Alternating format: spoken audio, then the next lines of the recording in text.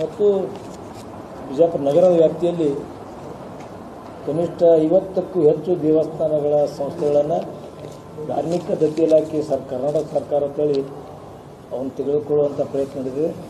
ಕಳೆದ 2025 31/7 ಒಂದು ತಹಶೀಲ್ದಾರ್ ಕಾರ್ಯಾಲಯದಿಂದ ಮುಜರಾಯಿ ಇಲಾಖೆಗೆ ಇವೆಲ್ಲಗಳ ದಾಖಲಾತಿಗಳನ್ನು ತಗೋಬೇಕಂತೇಳಿ ಮಹಾನಗರ ಪಾಲಿಕೆ ಆಯುಕ್ತರಿಗೆ ಒಂದು ಪತ್ರ ಬರೆದ. ಅದರಲ್ಲಿ ಒಂದು 2-3 ದೊಡ್ಡ ಸಂಸ್ಥೆಗಳು ಶಕ್ತಿ ಇರೋರು ಡಿನೋಟಿಫೈ ಆಗ್ಯಾವ. ಉದಾಹರಣೆಗೆ ಶ್ರೀ ಸಿದ್ದೇಶ್ವರ ಸಂಸ್ಥೆ ಇರ್ಬೋದು, ಒಂದೇನು 2 ಅಷ್ಟೇ ಇದೆ. ಬಾಕಿ ಸಂಸ್ಥೆಗಳು ಮಾಹಿತಿನೇ ಇಲ್ಲ. ಇದರಲ್ಲಿ ಒಂದು 2-3 ಸಂಸ್ಥೆ ಇದಾವೆ. ನಾನು ಆಡಳಿತ ಮಂಡಳದಲ್ಲಿದ್ದೀನಿ. ಭಾಳಷ್ಟು ದೇವಸ್ಥಾನದವ್ರಿಗೆ ಗೊತ್ತಿಲ್ಲ ಇದು ನಮ್ಮ ಧಾರ್ಮಿಕ ಇಲಾಖೆಗೆ ಕರ್ನಾಟಕ ಸರ್ಕಾರದಲ್ಲಿ ಹೋಗ್ತದೆ ಅನ್ನೋದು ಗೊತ್ತಿಲ್ಲ. ಅದಕ್ಕೆ ಈ ರೀತಿ ಅವ್ರಿಗೆ ಸಾರ್ವಜನಿಕ ನೋಟಿಸ್ ಇಲ್ಲದೇ ಅವನ್ನ ವಶಪಡಿಸಿಕೊಳ್ಳುವಂಥದ್ದು ಸರ್ಕಾರದ ಅಧೀನದಲ್ಲಿ ತೆಗೆದುಕೊಳ್ಳುವಂಥ ಪ್ರಯತ್ನ ನಡೆದಿದೆ. ಇದನ್ನು ನಾನು ವಿರೋಧಿಸಿ ತಮ್ಮ ಮುಖಾಂತರ ನಾನು ಸರ್ಕಾರಕ್ಕೆ ಗಮನ ಸೆಳೆಯಕ್ಕೆ ಬಯಸ್ತಿದ್ದೀನಿ.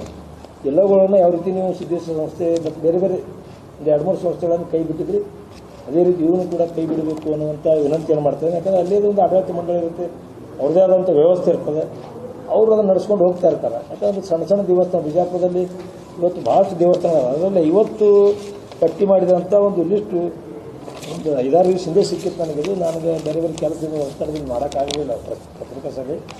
ಆ ದೇವಸ್ಥಾನದ ಯಾವ ಸಮಿತಿಗೂ ಗೊತ್ತಿಲ್ಲದೇ ನೇರವಾಗಿಯೇ ಅವರೆಲ್ಲ ದಾಖಲಾತಿಗಳನ್ನು ಕಲೆಕ್ಟ್ ಮಾಡುವಂಥದ್ದು, ಅದನ್ನು ಧಾರ್ಮಿಕ ದತ್ತಿ ಇಲಾಖೆ ಕರ್ನಾಟಕ ಸರ್ಕಾರ ಅನ್ನುವಂಥದ್ದು ಮಾಡುವಂಥ ಒಂದು ಪ್ರಯತ್ನ ನಡೆದಿದೆ. ಇದು ಹಲವಾರು ದೇವಸ್ಥಾನಗಳು ತಮ್ಮ ಒಳ್ಳೆಯ ರೀತಿಯಿಂದ ಕಾರ್ಯಚಟುವಟಿಕೆಗಳನ್ನು ಮಾಡಿ ಧಾರ್ಮಿಕ ಕಾರ್ಯಕ್ರಮಗಳನ್ನು ಇವತ್ತು ನವರಾತ್ರಿ ಹಿಡಿದು ಎಲ್ಲ ಕಾರ್ಯಕ್ರಮನ ಒಳ್ಳೆಯ ರೀತಿ ಸಾರ್ವಜನಿಕರಿಗೆ ಭಕ್ತರಿಗೆ ಒಳ್ಳೆಯ ಕೆಲಸ ನಿರ್ವಹಿಸಿದ್ರೆ ಇದನ್ನು ಸಂಪೂರ್ಣವಾಗಿ ಕೈ ಬಿಡಬೇಕು. ಯಾಕಂದರೆ ಎಲ್ಲ ದೇವಸ್ಥಾನದಲ್ಲಿ ಮಾಹಿತಿನೇ ಸಿಕ್ಕಿಲ್ಲ. 50 ಮಂದಿ ಒಳಗೆ ಭಾಳ ಮಂದಿಗೆ ಒಬ್ಬರಿಬ್ಬರು ಸಿಕ್ಕಿರ್ಬೋದು, ಆದರೆ ಭಾಳ ಮಂದಿ ಸಿಕ್ಕಿಲ್ಲ. ಇದು ಸರ್ಕಾರದ ಏನು ಕ್ರಮ ಅದೇ ತಪ್ಪದ, ಇದನ್ನು ವಾಪಸ್ ತಗೋಬೇಕು ಅನ್ನುವಂಥ ಆಗ್ರಹವನ್ನು ನಿಮ್ಮ ಮುಖಾಂತರ ಮಾಡಲಿಕ್ಕೆ ಬಯಸ್ತಾರೆ. ಪತ್ರ ತಿಳಿಸಿದ್ದಾರೆ. ಇದನ್ನು ಮಹಾನಗರ ಪಾಲಿಕೆಯವರು ತಹಶೀಲ್ದಾರಿಗೆ ಬರಬೇಕು.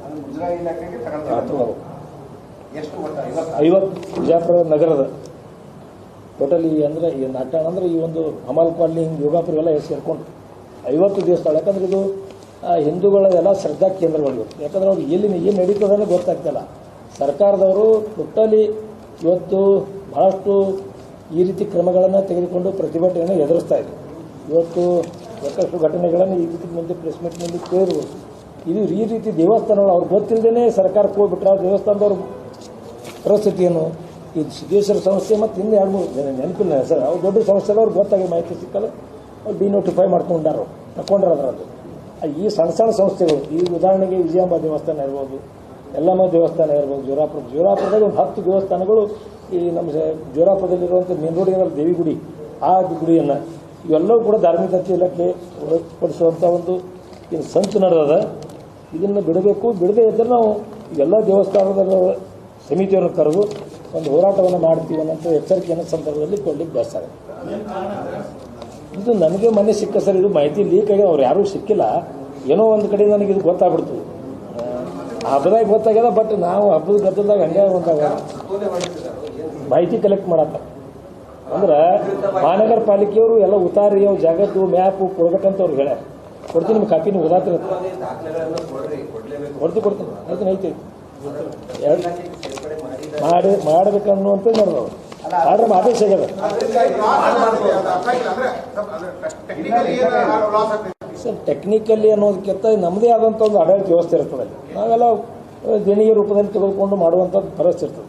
ಆದ್ರೆ ಸರ್ಕಾರದಿಂದ ಹೋಗ್ಬಿಟ್ರೆ ಅಲ್ಲಿ ಇಷ್ಟು ದಿವಸ ಏನೋ ಹಿರಿಯರ ಕಾಲದಿಂದ ಮಾಡ್ಕೊಂಡು ಬಂದಿರ್ತಾರೆ, ವ್ಯವಸ್ಥೆನೇ ಸಂಪೂರ್ಣ ತಪ್ಪು ಹೋಗ್ಬಿಡ್ತದೆ. ಅದು ಅಟ್ಲೀಸ್ಟ್ ನಮ್ಮ ಗಮನಕ್ಕೆ ಬೇಕಲ್ಲ. ಅದು ಈ ನಮ್ಮ ಟ್ರಸ್ಟಿ ಅದಿನ ಅಂದ್ರೆ ನಮ್ಮ ಗಮನಕ್ಕೆ ಬೇಕಲ್ಲ, ಸರ್ಕಾರ ಕಡೆ ಹೊಂಟದ ಹೇಳಿ ನಮ್ಮ ಗಮನಕ್ಕೆ ಇಲ್ಲ. ಅದು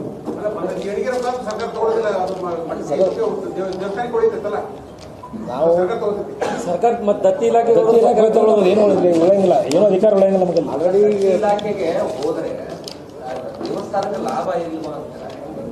ಆಲ್ರೆಡಿ ಲಾಭ ಹನಿ ಆಗೋದಕ್ಕಿಂತ ಅವ್ರದ್ದು ಆಡಳಿತ ನೋಡಿಬಿಡ್ತದೆ.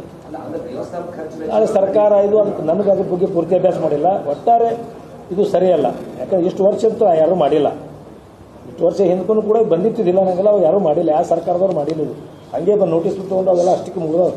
ಅದು ಈ ಸಲ ಇದು ಆರ್ಡರ್ ಮಾಡಿಬಿಟ್ರೆ, ಆರ್ಡರ್ ಮಾಡಿ ಡಾಕ್ಯುಮೆಂಟ್ ಕಲೆಕ್ಟ್ ಮಾಡಕ್ಕೆ ಬಿಡ್ತಾರೆ. ನಾನು ತಹಸೀಲ್ದಾರ್ಗೆ ಮಾತಾಡಿದೆ, ಹೌದು ಈ ಥರ ರೆಗ್ಯುಲರ್ ಬಂದ ಸರ್, ನಿಮಗೇನು ಕಾಪಿ ಸಿಕ್ತು ಕೇಳೋರು, ಏನೋ ಒಂದು ಕಡೆ ನನಗೆ ಮಾಹಿತಿ ಸಿಕ್ಕದ್ರಿ ಅಂತ ನಾನು ಮುಂದೆ ಮಾತಾಡಿದೆ ಬಿಜಾಪುರ ತಹಸೀಲ್ದಾರ್ಗೆ. ಇಲ್ಲ ನಾನು ಅದನ್ನು ಸ್ವಲ್ಪ ವೇಟ್ ಮಾಡಿರಿ, ಹಂಗೆ ಮಾಡಕ್ಕೆ ಹೋಗ್ಬೇಡ್ರಿ, ಮಹಾನಗರ ಪಾಲಿಕೆಯವ್ರಿಗೆ ಸ್ವಲ್ಪ ಸ್ಟಾಪ್ ಬಿಡಕ್ಕೆ ಕೇಳಿದ್ರೆ ನಾನು ಇದು ಬಿಜಾಪುರ ಒಂದು ಸಿಕ್ಕದ ನನಗೆ ಮಾಹಿತಿ. ಬಿಜಾಪುರದ ನಿಮ್ಮ ಕಾಪಿ ಕೊಡ್ತೀನಿ. ರಾಜ್ಯದಾಗ ಇರ್ಬೇಕು ಬಿಡ್ರಿ, ಇಲ್ಲ ಅನ್ನಂಗಿಲ್ಲ. ಈ ನಾನು ನನ್ನ ನಗರದಷ್ಟು ಹೇಳತ್ತೀನಿ, ನಾವು ನಗರದಷ್ಟು ಮಾತಾಡ್ತೀನಿ. ಗೊತ್ತಿರಲಾರೆ ಹಿಂದೂ ಧಾರ್ಮಿಕ ವ್ಯವಸ್ಥೆಯನ್ನು ಒತ್ತುವಂಥ ಪ್ರಯತ್ನ ಮಾಡಾರ. ಈಗಾಗಲೇ ಕಣ್ಣೀರಿವ್ರದ್ದು ಎಲ್ಲ ಹೇಳಿರ್ಬೇಕು. ಒಬ್ಬ ಕಾಯ್ದಾರ ಬಹುತೇಕ ನಾನು 20 ವರ್ಷ ರಾಜಕಾರಣ ಬಂದ್ ಮಾಡ್ತಿರು, ತಗೊಡೆಗೆ ಮಾಡ್ತಿರು, ಯಾರ್ಯಾರು ಮಾಡಿದ್ದು ಹೊಳ್ಳಿ ನಾವು ಕೋರ್ಟಿನ ಪರ್ಮಿಷನ್ ಅಂತ ಒಂದು ಕಾರ್ಯಕ್ರಮ ಮಾಡಿದ್ವಿ. ಒಬ್ಬ ಕಾವಿಯವರಿಗೆ ನಿರ್ಬಂಧ ಹೇಳ್ತಾರೆ ಅಂದ್ರೆ ಸರ್ಕಾರ, ಕಾಂಗ್ರೆಸ್ ಸರ್ಕಾರ ಹೆದರ್ಕೊಂಡ್ಬಿಟ್ಟಾರೆ. ಅವ್ರಿಗೆ ಹೆದರ್ಕೊಂಡರು, ಅವ್ರು ಬಂದ ಕೂಡಲೇ ಏನೋ ಇದೆಲ್ಲ ಹಿಂದುತ್ವ ಬೆಳೆದ್ರೆ ನಾಳೆ ಬೇರೆ ಪಾರ್ಟಿಗೆ ಲಾಭ ಆಗ್ತದೆ ಹೆದರ್ಕೊಂಡ್ರು. ಈ ರೀತಿ ಪೂಜ್ಯ ಕನೇರಿ ಕಾಡಸಿದ್ದೇಶ್ವರ ಸ್ವಾಮೀಜಿಗಳಿಗೆ ಬಹಳಷ್ಟು ಮಂದಿ ಮಾಹಿತಿ ಇಲ್ಲ. ಮೊನ್ನೆ ಯಾರೋ JS ಪಾಟೀಲ್ ಅಂತ ಯಾರೊಬ್ಬರು ಸಾಹಿತಿಗಳು ಮಾತಾಡೋದು ನಾನು ನೋಡಿದೆ.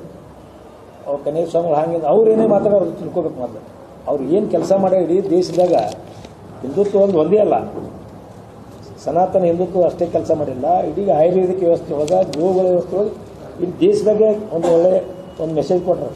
ಸಾವಿರಾರು ಗೋಗಳನ್ನು ಸಾಕಿದಾರೆ. ಭಾಳಷ್ಟು ಮಂದಿ ಕೂಲಿ ಕಾರ್ಮಿಕರಿಗೆ ಕೆಲಸ ಕೊಟ್ಟಿದ್ದಾರೆ. ಭಾಳಷ್ಟು ಇವತ್ತು ಹಿಂದಿನ ಸನಾತನ ನಮ್ಮದೇನು ಪೂರ್ವದಲ್ಲಿತ್ತು ಆಯುರ್ವೇದ ಪದ್ಧತಿಯನ್ನು ಅದನ್ನು ತರುವಂಥ ಪ್ರಯತ್ನ ಮಾಡತ್ತ. ಏನು ಅಲೋಪತಿಗೆ ಇದರಿಂದ ಹಾನಿ ಆಗ್ತದೆ ಹೋಗಲಾಡಿಸಿ ನಿಜವಾದಂಥ ಕೃಷಿ, ನೈಜ ಕೃಷಿ ಪದ್ಧತಿಯನ್ನು ಅಳವಡಿಸುವಂಥ ಪ್ರಯತ್ನ. ಇಷ್ಟೆಲ್ಲ ದುಡ್ದಂಥವ್ರಿಗೆ ಒಂದು ಯಾವುದೋ ಕಾರ್ಯಕ್ರಮ ಬರ್ತದೆ, ನಿರ್ಬಂಧ ಇರ್ತದೆ. ಇದು ಸಂಪೂರ್ಣ ತಪ್ಪದ.